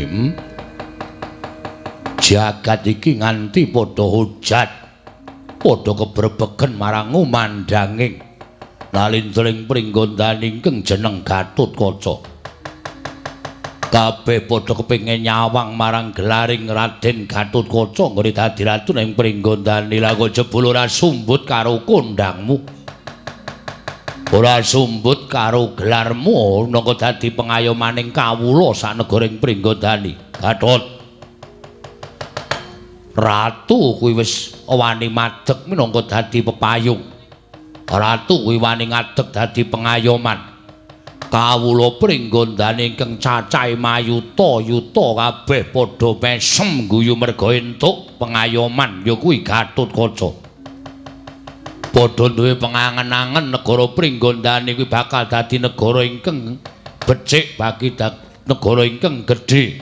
Uripe kawula padha kepengin tentrem, uripe kawula padha kepengin kecukupan. Ora sarwa kekurangan mergo gumantung marang ratu ing Pringgondani. Lah kok jebul kabeh meleset. Pengangen-angen ing kawula ingkang cacahe mayuta-yuta mau bubar ambyar. Merga nalindra Pringgondani ingkang lagi wae diwisuda jebul mringkus ora beda kaya wong wadon. Sing jeneng ratu ya aja gampang lilih atimu Gatotkaca. Aja nyawang sing dadi kraman kuwi sapa. Yen pancen kuwi wis dadi kraman tumraping negara, wis mbebutek katentremaning negara ing Pringgondani. Aja nyawang sedulur, aja nyawang kulawarga, aja nyawang kuwi sanak kadang mitra kawruh. Kuwi dadi mungsuh ing negara, wajib mbok singkirake. Lah kok malah kowe sing mringkus, kowe ora wani adu arep karo pamanmu Praja Denta. Kowe masrahke negara. Kowe padha karo mbubarake impening pirang-pirang kawula ingkang wis padha kebak kabagyan ratu model piye kowe ha?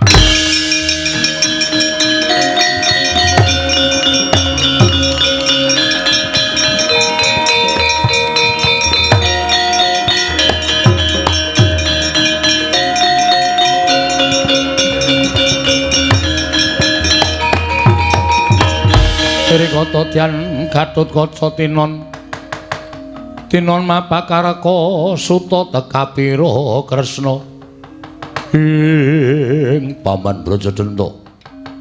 Gatotkaca piye? Yen pancen paman wis niat bakal dadi kraman negoring Pringgondani. Gatotkaca minangka dadi nalindring Pringgondani wajib nyingkirake kraman.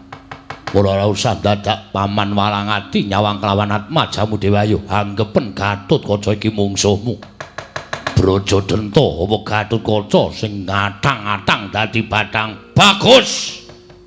Krek janggamu mati dening aku, ha?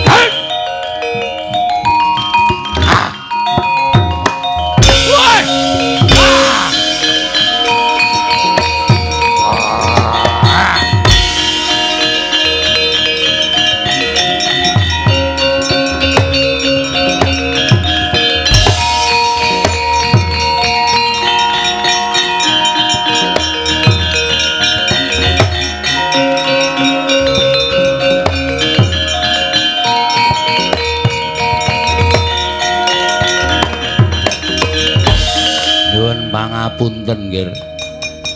Mboten ateges kula badhe tumut-tumut anggen paduka nedheng abentiyasa kalawan ingkang paman ing glagah tinulu. Namung keparenga munjuk atur ngersa paduka anggir Prabu Anom Pringgondani. Nadyan kula nuwun sewu panjenengan menika kacariyos babaran kayoangan. Nggadahi kasekten ingkang mawarni-warni ning nuwun sewu lunggir mboten angias dhateng paduka. Menawi katanding dhateng kegiatanipun Kakang Brajadanta kula kinten mboten saged monggo puliya. Nadyan Gatotkaca remuk disawurke putung dibandhemke bakal tandhepani negara Pringgondani. Nggih, kula pitados. Nanging menawi ngantos jengandika menika mangke kasoraning yuda menapa mboten damel lingsem nalindring Pringgondani. Banjur aku kudu piye Paman Brajamusti? Menawi kalilanan kula tak manjing asta paduka ingkang sisih tengen.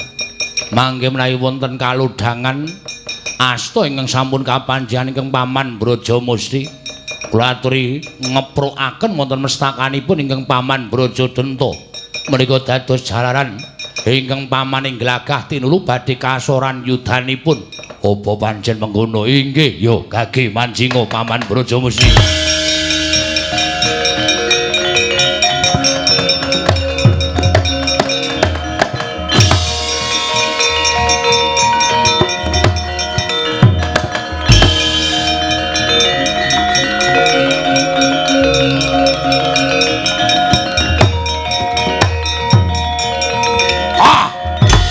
Woi! Wah! Woi!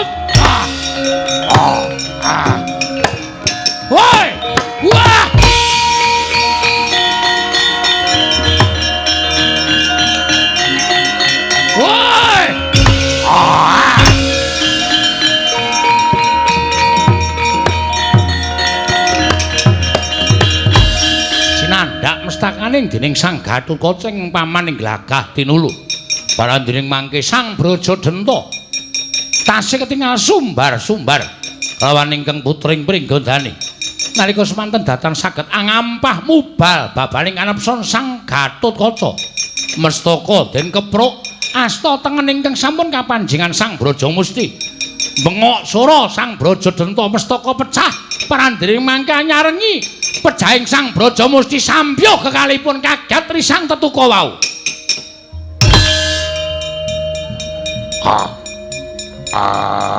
Ayo ketokno kasudebianmu. Ayo Gage nggir. Aja walang ati. Gage. Ngrapalo Japa Jaya Kawijayan.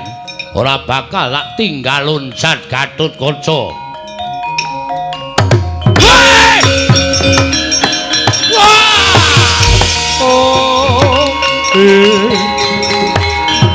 Paman Brajamusti.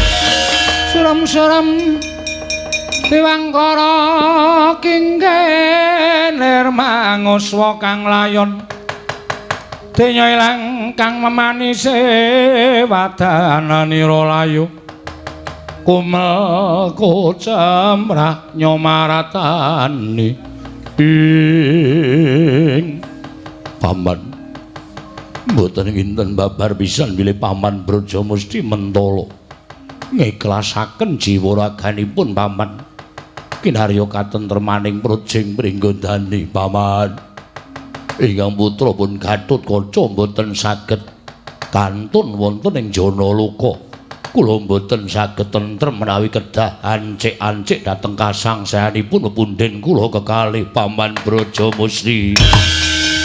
Oh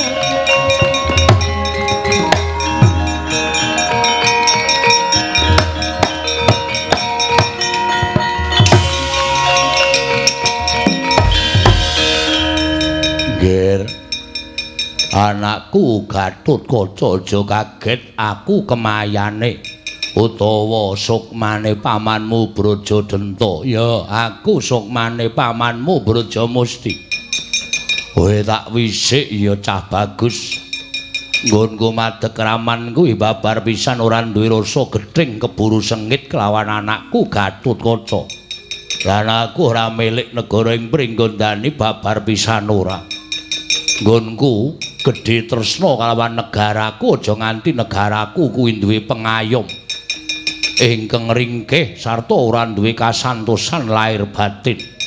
Mula pamanmu Brajadanta madeg kaya ngene iki sayekti mung kepengin nodhi marang kekuwataning Nalindring Pringgondani. Jebul tinemune kowe wis sentosa lahir batinmu uluk. Ateges kowe bisa ngayomi mring sagung kawula negara ing Pringgondani. Negaraku bakal tentrem, negaraku bakal ayem, bakal dadi negara ingkang kuncara hanjayeng bawana saka astaning anak Prabu Gatotkaca. Lan sumurupa nggih dina samengko aja mbok tangisi balining pamanmu Brajamusti apan wis dadi kodrating Wang Mahanasa. Mung tekan semene tulising pamanmu sakarone. Lan kudu kaya ngene lakon ingkang kudu sinandhang dening pamanmu Brajadanta lan Brajamusti. Ngerti yo? Sejatine aku lan pamanmu Glagah Tinulu kuwi dudu putra Prabu Trembuka namung kedadian saka pusakaning Prabu Trembuka.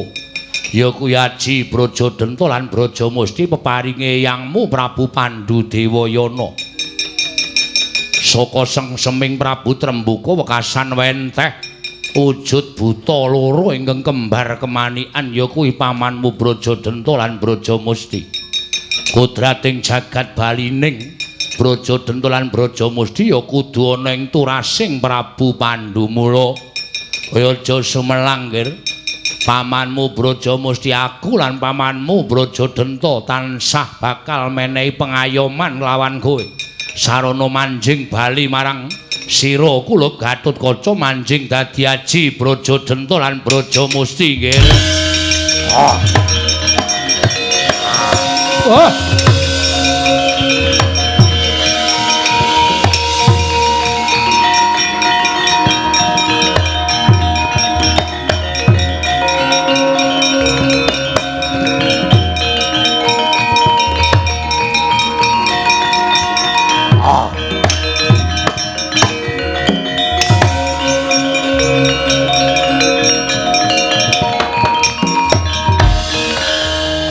Brajalamatan nggih. Kula sampun mireng lan sampun nyumurupi lampahan ingkang nembe kelampah. Mboten ateges kula badhe bela dhateng sinten kemawon. Namung keparenga ingkang paman Brajalamatan ngayom dhateng paduka anak Prabu Pringgondani. Paman malah kepasang yugya katuje nginu. Kundure Kanjeng Paman Brajadenta lan Brajamusti ora ana ingkang kapiji minangka warangka. Mula Paman Brajadenta lan Brajamusti wis bali marang angganing Gatotkaca. Sira Paman Brajalamatan ingkang dak dapuk dadi wrangka. Wrangka ing Pringgondani nganggo pusaka asma Patih Probakesa. Nggih, ngestaken dawuh nggih.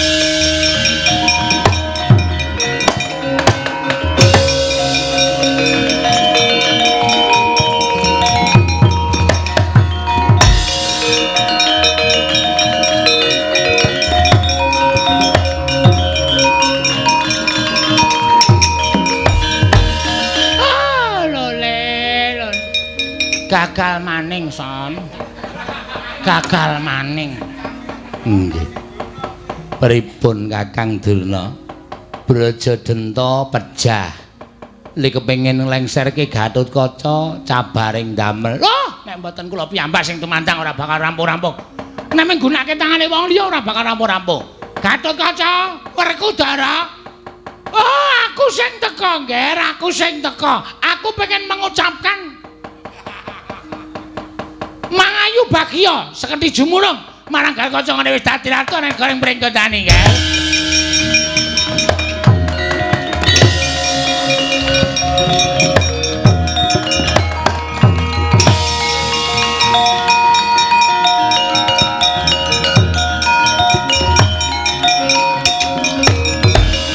Werkudara. Nggih. Aku nggawa pusaka utawa aji Jaya Kawijayan bakal tak paringake karo putuku sing tak tresnani Gatotkaca wis dadi ratu nang Pringgondani. Iya. Bakal tak paringi pusaka ya kuwi ingkang winastan lebur seketi. Wah, lebur seketi. Bakal tak paringake marang Gatotkaca dienggo kekuatan lahir lan batine. Iya. Uga obat-obatan. Iya. Supaya Gatotkaca mengko bisa dadi wong kang sentosa lahir vitamin C, D, A, B+ lan seterusnya. Bakal tak paringake karo Gatotkaca supaya bisa nganti kena lelara. Ngono kan saka kuwi ya, Ger. Aku Lilanana tak ketemu karo anakmu Gatotkaca. Lilanana ora ketang mung sak kedhepe netra. Lilanana ya kulup, aja mbok anggap aku bakal gawe kisruh. Ning aku bakal gawe tetrem. Waduh.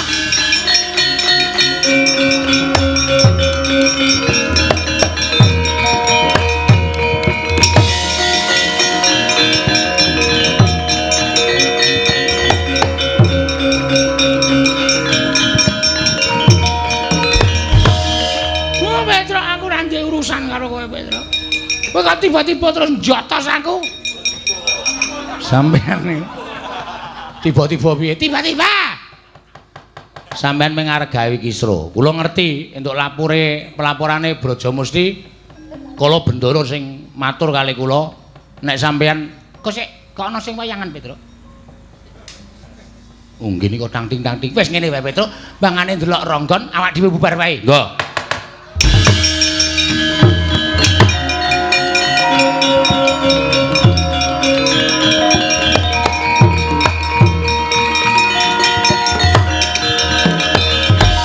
Pripun Kakang Duna? Kula lan sampean pun muspra tanpa guna, pun liwat HP reda nonton. Oh nggih, monggo wangsul. Mangga.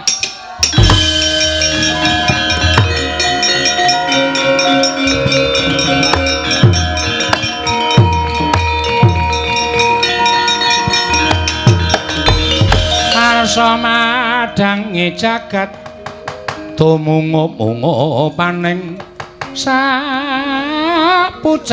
wukir marebak bangsa mirat keneng soroting surya mega lan gunung